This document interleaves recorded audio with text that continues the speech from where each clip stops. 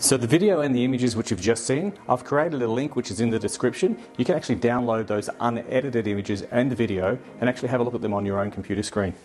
So let's talk cameras. This one here has got a 12 megapixel camera. It's fixed 2.8 aperture. It's got an ISO which ranges from 100 to 12,800 and it's got a shutter speed up to 1/8,000th of a second.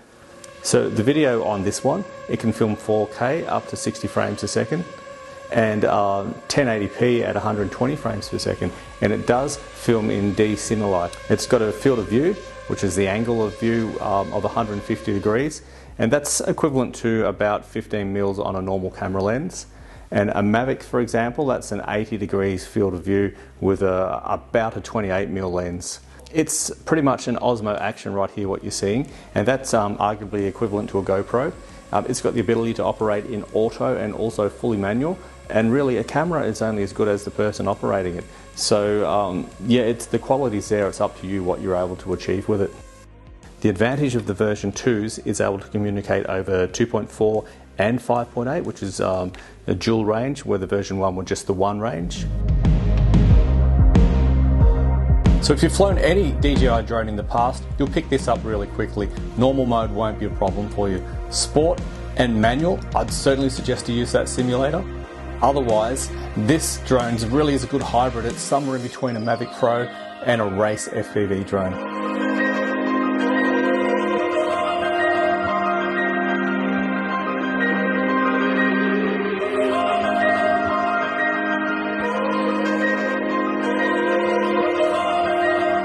So this FPV system has 3 modes, and they're chosen here on this switch. You have normal, sports, and full manual mode. So normal mode uses the forward and downward sensors. Unlike other DJI drones, it won't actually stop the drone, it'll only slow it down. So sports mode, that turns all the sensors off and allows you to operate at faster speeds. And the manual mode, as it suggests, totally manual.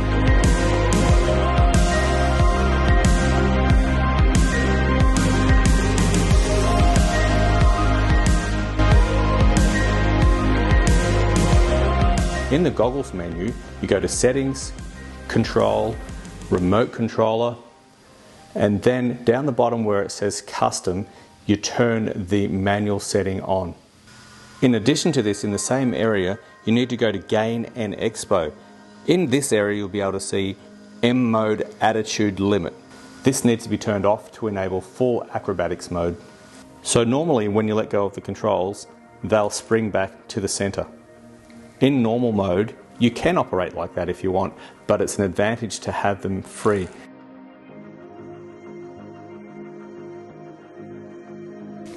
Use the Allen key provided, and now you can see it's actually free. When you're finished with that, it's simply the reverse of what you've just done.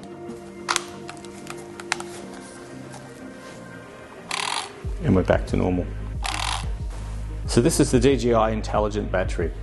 It's a 6S LiPo, it's a 2000 milliamp hours, and it weighs 295 grams.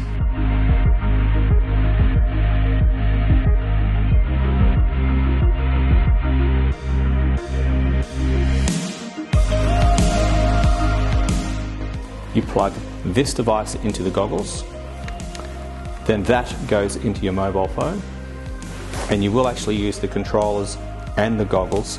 And so thanks Jet for showing us what it looks like on the large screen.